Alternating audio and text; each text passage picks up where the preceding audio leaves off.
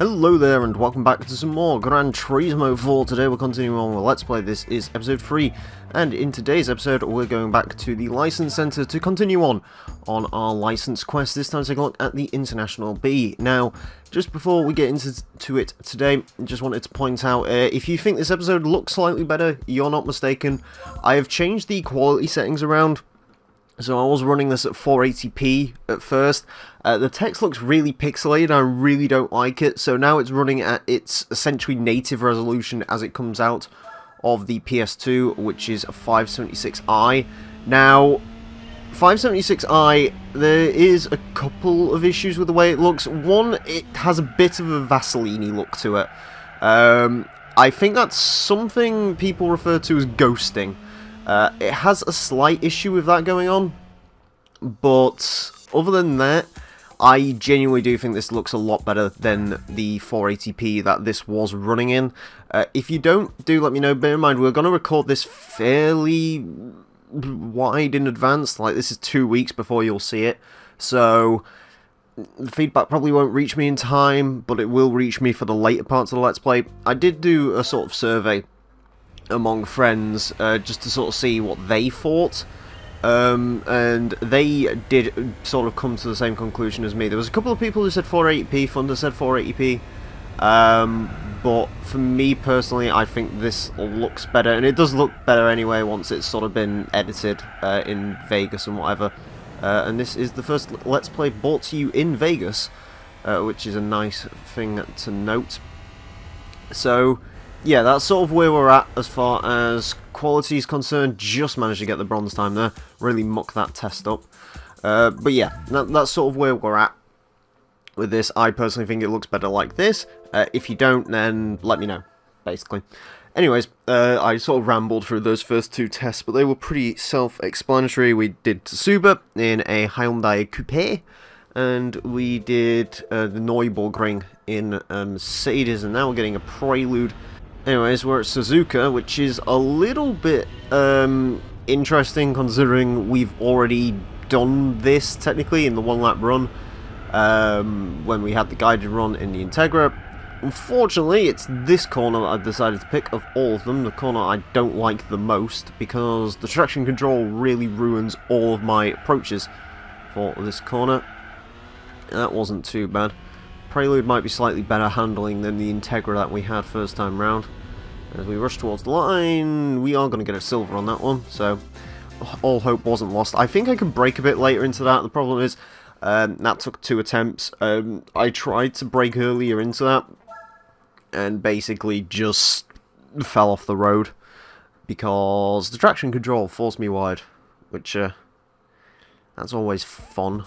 It's always a good little nugget when that happens. Advanced levels, complex corners. Right, we have the Audi, which doesn't particularly fill me full of confidence, because I'm not a huge fan of the way the A3 Quattro drove. That was the other sort of four-wheel drive big Audi we've driven. And this one is an S4, which probably means it weighs slightly more. It doesn't actually feel as bad through the corners as that one did. Gonna try to... Ooh, we are doing pretty well on this test. Had a slight issue sort of halfway through that corner, but other than that, as we run towards the line, okay, maybe not quite as good as I thought I was going to be on that, but to be fair, if I didn't sort of get scared and back off at the last minute on that one, that probably should have been a gold. Moving onwards again. It's all fun. All fun indeed. Let me just check. Show me the properties of that. I will bring that down slightly. There we go. Don't mind me. Anyways, what do we got? We got a one-lap guided run. Okay, what car do we get for it? Oh no, it's a Peugeot. That's an issue. Peugeot with traction control around Coast of Afamali, or whatever this track's called. I've driven a 206 relatively recently. I tried to do the 206 Cup in a solo Let's Play, in a solo playthrough, and yeah, that one didn't go so well. I have to drop it into first gear. Don't know if that's my issue or the car's issue. Yeah, this is one of those tight and twisty tracks. I believe this one is one that shows up in the Special Conditions Hall. So you'll probably see this track all of about 3 times in this Let's Play. Not including this time. It's the same with the City track, which I think we have to go through again. I want to say that's the test that involves like an old Alpha GTA, but I don't know if that's a driving mission or an actual license test. I don't remember. Anyways, this one's probably going to be difficult for me to actually go ahead and gold this one afterwards, because I do not like this track, I do not like this car. Traction control light, of course, going mental because it's a front-wheel drive car. And apparently front-wheel drive cars only wheel spin through corners, according to this game.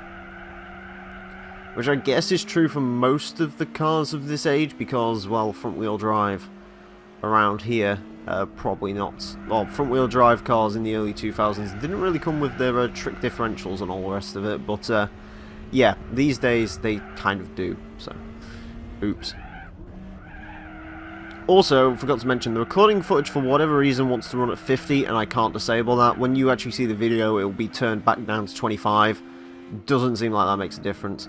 Again, the biggest limiting factor with this is the fact that this is the PAL version, which doesn't run at proper resolution, or rather, for some reason, PAL runs at 25 frames a second, which I think is the main issue as to why everything gets mucked up as far as quality and all the rest of it's concerned, so that's oopsie.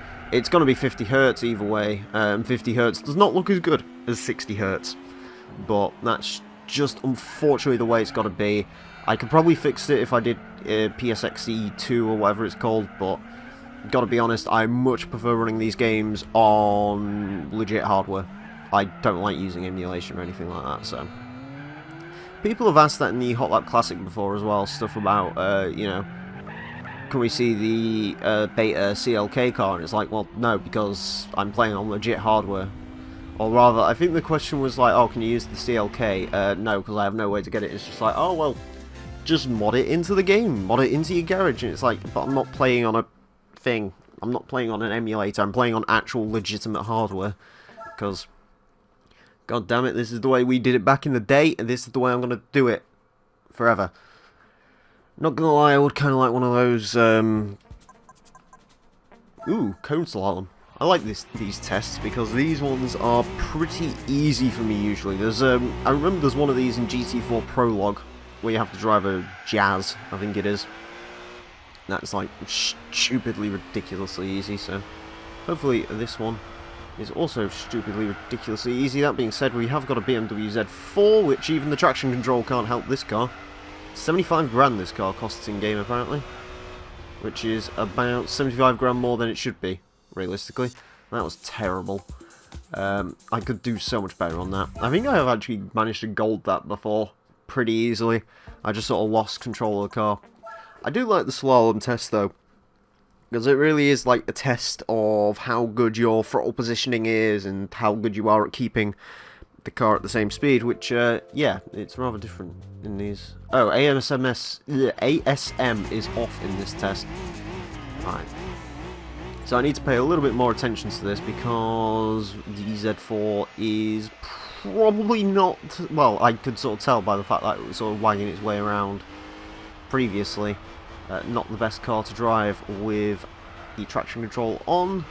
Wonder what it's going to be like with it off. Trying to moderate my speed as we go around here. It's slightly quicker. Slightly easier to do it that way. I think I was being a bit too cautious on that one. Also, launching it in second gear, probably not the best idea. I'm a bit scared of sort of how the rear-wheel drive cars get off the line. Well, most cars get off the line in this game because, kind of like in GT Sport, when you're trying to launch sort of standard cars, it doesn't go particularly well. We are in a Chrysler Crossfire for this. Unfortunately, I failed this last time around because I tried to look in third-person mode to find out what car it was, and I became blind because I have to look at the awful rear end of the Chrysler Crossfire. A terrible, terrible, terrible car. And hopefully this is the last time, first time and the last time you will ever see a Crossfire in this Let's Play. Unless there's like a Crossfire Cup. I don't think there is, but there might be. So, stay tuned for that. As we try and get ourselves around these corners. This is actually quite a long test. Oh, please don't. Oh, thank God. I thought I was going to fail the test then, to be honest with you. Yeah, that one's going to be an awkward one as well. This seems to be the license of awkwardness, is the name of the game on this one. Yeah. Anyways, of course that's the New York track. Don't like the New York track. Any game that has a New York track, automatically I deduct points from. Knock over the cones lead in a Spiral 2. Oh boy, because I was so good at this last time and I get a Griffith for this. Oh boy. Nice. Because I really want to drive a TVR Griffith. Or, well, I do. I really like the TVR Griffith, but maybe not for this sort of challenge. Ooh, try to make adjustments to the way this car steers. Got to remember, you've got to get slower as this goes along. This is going more successfully than the Peugeot one so far. I say that as I'm sort of starting to lose control of it a bit. Oh no, I missed 2 cones. Bollocks. Missed many more cones. Oh well. I think I would have been on for a silver then, to be honest with you, but never mind. That one should be a pretty easy redo. Oh well. At least the coffee breaks don't have any bronze requirements, which is nice. It means I can be awful all day long. So that's good. It's good to be awful, except it really, really isn't good to be awful at all. Alright, City Street Guide. We are driving a Bora. Okay. Interesting. Oh, it's this part of this course. Oh god, I hate this course. I hate this course so much. It's another one of these silly special edition courses where it's a ridiculously tight street circuit. Well, bear in mind, when I actually do these for the special condition hole, probably just going to smash into every single wall going down here, because that's usually the way to do this correctly. Yeah. Lost control of the car in several places there. Just want to point out, though, this is my first time playing this game today. Okay. The last episode you saw, I had sort of done a couple of hours of just messing around with the game before I booted up the recording device. This time round, nope. This is all as the crow flies. Good. Oh god, it's Hong Kong. Hong Kong. Yeah, one of the new City Street tracks. This is just the license test full of awkward... Oh, I remember this test. Okay, so, I remember this test because this is one of the worst ones, and I really apologise for smack-talking the traction control again, but my goodness, this is the one test where the traction control really bashes my buttons, because this is a mid-engine car. What that basically means is the traction control constantly is on, because the car, well, all the weight is at the rear. There you go, see what I mean? All the weight's at the rear, the car will cut power, and then you can basically not save it. So, yeah, it's not ideal. Speaking of not ideal, the MGF, not exactly the best handling car in the world. I can imagine these cars are really bloody awkward to drive in real life, to be honest with you. You know, like, just sort of some cars, like a Lotus Elise, you're like, hey, they might be pretty fun to drive. I can imagine the MGF is just stupidly twitchy and constantly brakes all the time. I don't know, well, I do know why I imagine that, because it's an MG Rover product, which, as we all know, is a byword for quality and care and smashing into the back of a pace car, maybe. Ooh, it takes first gear nicely, though. I will give it that. Most cars don't, actually, in this game. Ooh, should really have probably gone on the brakes instead of shifting up, but never mind. I mean, Hong Kong's a pretty track, don't get me wrong, it looks nice, but yeah, as far as actually driving is concerned, maybe not so much. I mean, it is a photo location as well. This game has the photo mode. I don't know if I talked about that in the first bit. Probably not going to use that.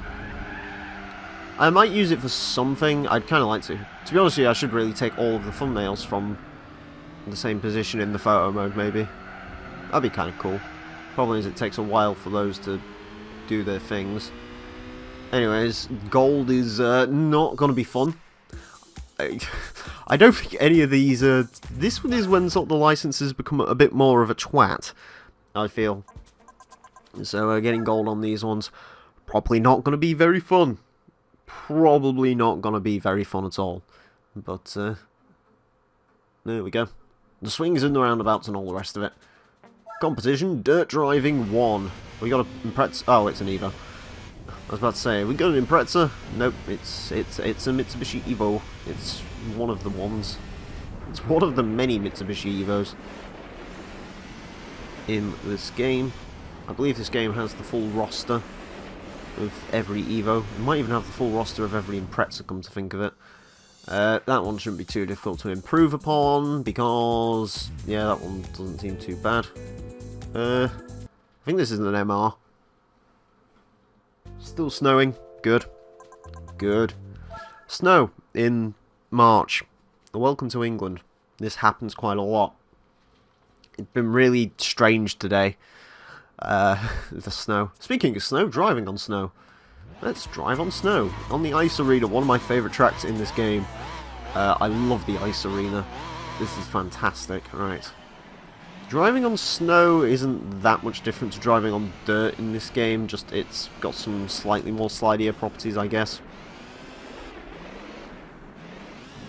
There we go, just tap the arse on there. And try taking that sort of line through there. Probably not the best way to do it, but it is a way.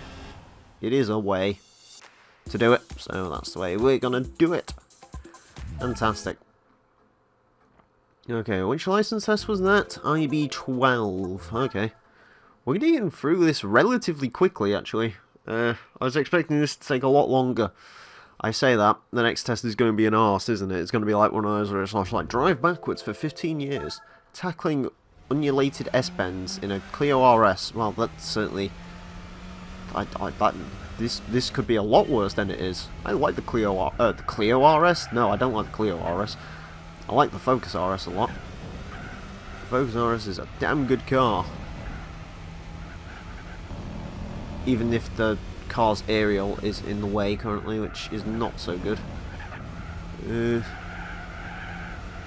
I think this is a car which in GT6 is like overpowered because it comes on like better tyres than every other hatchback in the game.